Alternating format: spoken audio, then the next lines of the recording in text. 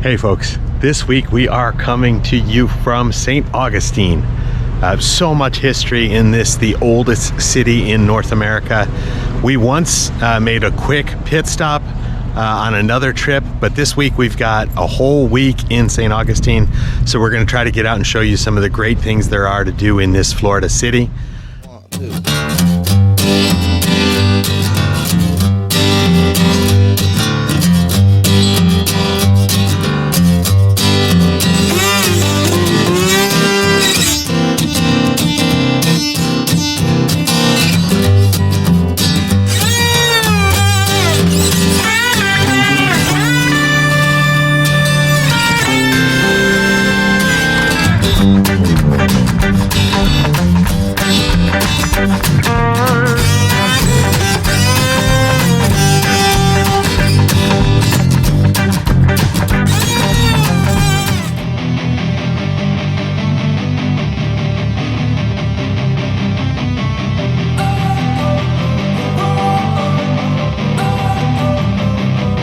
Don't wanna sleep in, cause I got something to prove. I gotta take what I hate and finally make a move. I think of you and all the shit you don't do. Well, I'ma make hella sure that I don't become you. I have no regrets, yeah, I'll tie up my chest. We're actually coming to St. Augustine from Fort Myers, so going from the west coast of Florida to its east coast. So one thought, when you're traveling by RV, a lot of times if you use Google Maps or your car's navigation, it wants to keep you on the interstates, maybe as much as possible, and then only get off at the last minute. We're crossing across the state, and we opted for the state highways. And there's, good and bad to both. The interstates, I think the advantages are higher speed limits. There's definitely more gas stations, rest stops. There's usually a breakdown lane or a shoulder. So, again, lots of benefits to the interstates.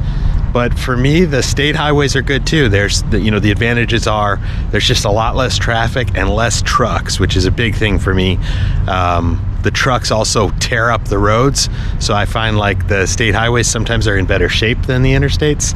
But there is, less gas stations, so you got to kind of plan your stops, make sure you got plenty of fuel, and less restaurants and rest stops and things like that. So, again, today we're doing the state highways. It gives you another view, a different part of the state versus just sticking on the interstates.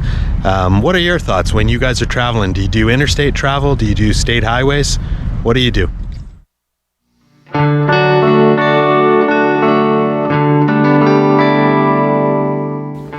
Saint Augustine is the oldest continuously occupied city in the United States, and the history in this town is unbelievable.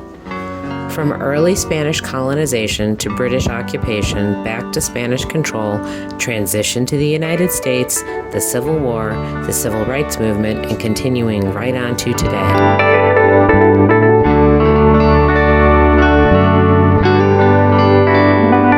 We are at the famous Castillo San Marco in St. Augustine. Mm-hmm. It's a Spanish fort built in like the late 1500s to defend the city. We were comparing it a few years back. We went to Puerto Rico and saw Castillo El Morro or San Felipe del Morro or something like that. And we wanted to see they're about 100 years apart, both Spanish. I think this one's a little smaller. It feels like it. Yeah. But they're both excellent. Really excellently similar done. Yeah. Lots of plaques and even some like in costume employees of the National Park Service. So you kind of get a history lesson, and it's just amazing architecture in stunning locations. What do you think? It's beautiful. Not sort of the point. It gives you a view. They wanted a view of enemies and to protect themselves, but it's giving us a lovely view of the ocean and the marina and the town. Yeah, absolutely.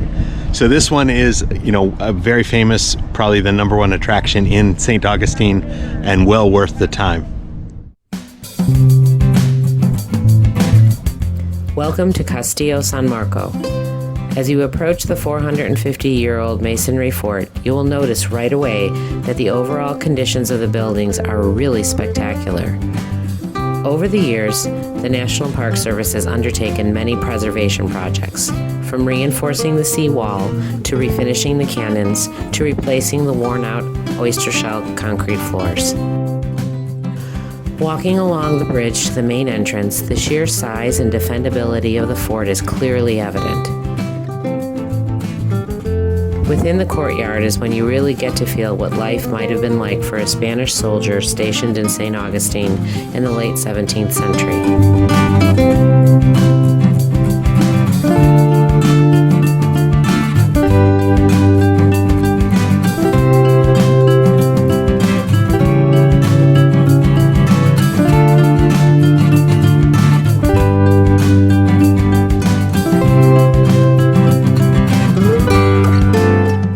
Inside the thick stone walls are all the vaulted ceiling rooms that make up the fort's living quarters.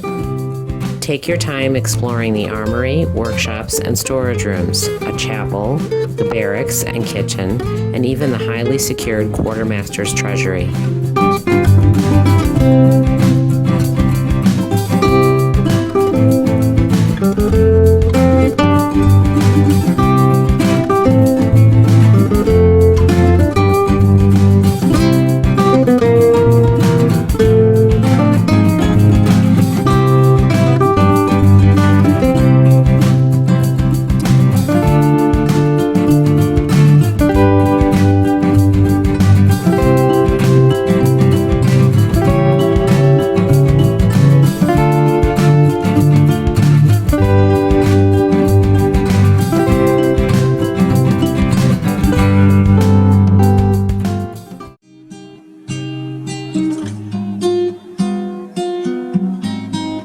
Outside, take the stairs up to the battlements where you can get a feel for how the soldiers would have watched for attacking ships on the river.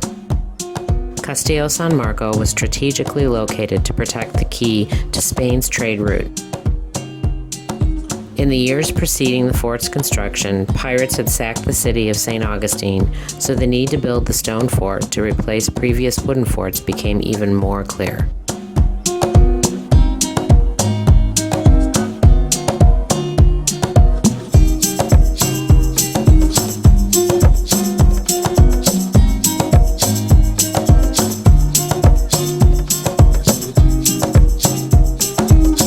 View from the battlements highlights the brilliance of the bastion system of construction. Seen from above, Castillo San Marco has a clear star-shaped design which has been developed as defenders adapted to the development of black powder weapons. The bastion star shape was adapted to both withstand or avoid the impact of cannon projectiles and to effectively mount cannons to repel any attackers.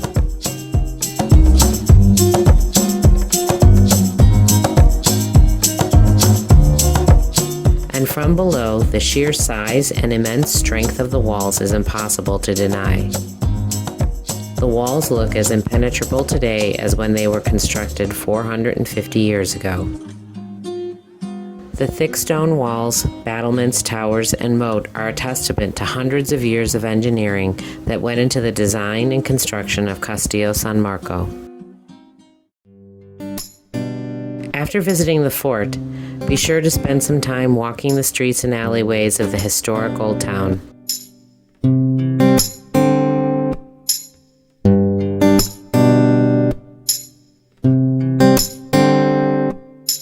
Shady courtyards, plenty of dining and shopping opportunities, the beautiful Cathedral Basilica of St. Augustine. It's free. Historic hotels, and of course, the scenic Bridge of Lions are all within easy walking distance of the Castillo.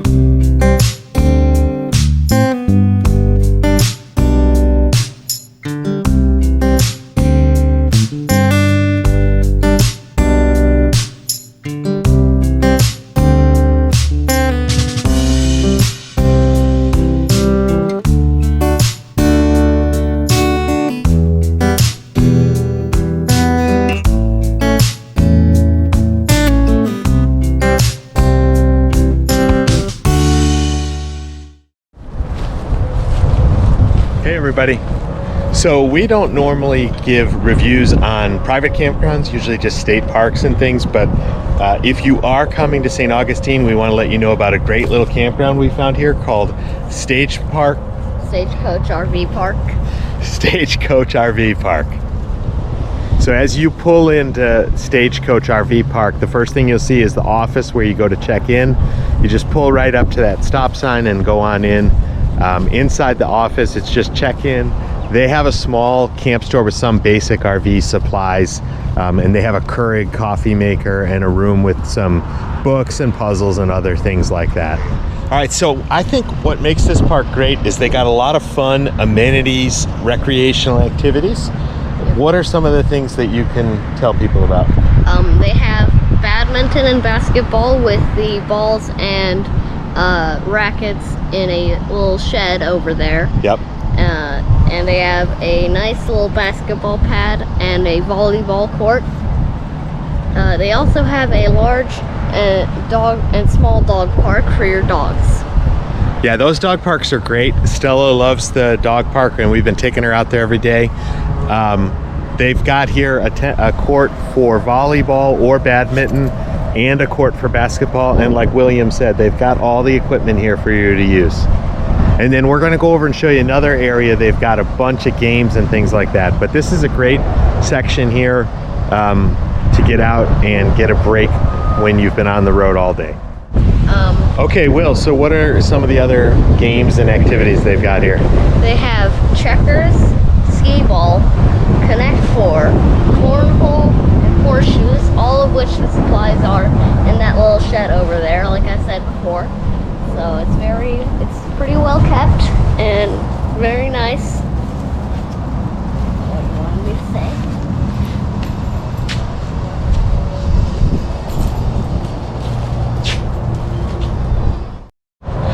Okay, so yeah, I think Will told you pretty much a bunch of activities here, fun for the family. Come out maybe after a long day of driving or going downtown and doing the touristy stuff.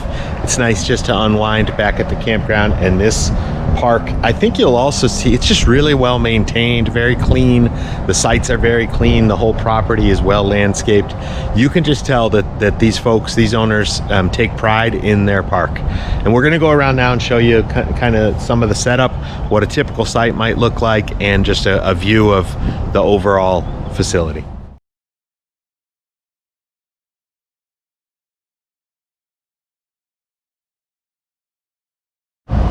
So I think behind me you'll kind of get the feeling that there's a lot of shade. You know, we are in northern Florida.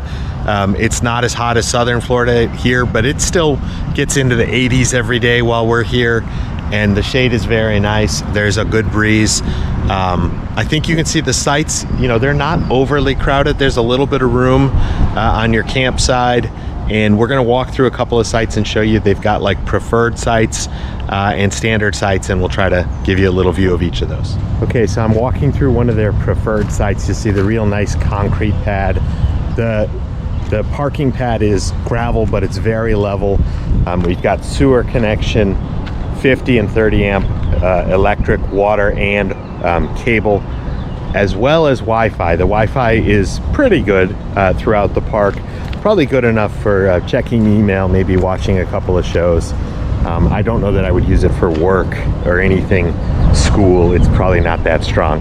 But again, I just wanted to show you one of their preferred sites with the concrete pad. So in total, there are 80 sites at Stagecoach RV Park. Now we're going to walk up to one of their standard sites, and the real difference is that they don't have the concrete pad. But again, this site's very shady. Sewer, water, electric, Wi-Fi, and cable.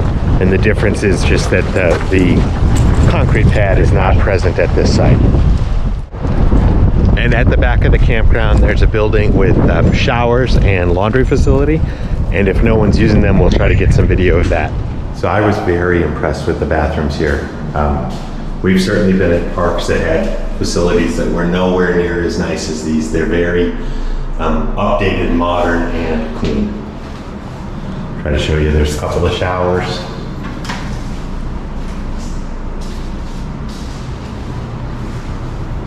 And then a sink and a toilet area. Again, everything's pretty new. I don't know when the renovation happened, but it looks great. I was very impressed with the bathroom facility. And then just to give you an idea of the campsite size, we are a 42-foot fifth wheel, and you can see that we fit fine. We are having to truck we are a 42-foot fifth wheel, and we fit in the space fine, but we are having to park our truck sideways across the front. My own web show, my own web show. Everybody wanna know my own web show, my own web show, my own web show. How will it go? My own web show, my own web show, my own web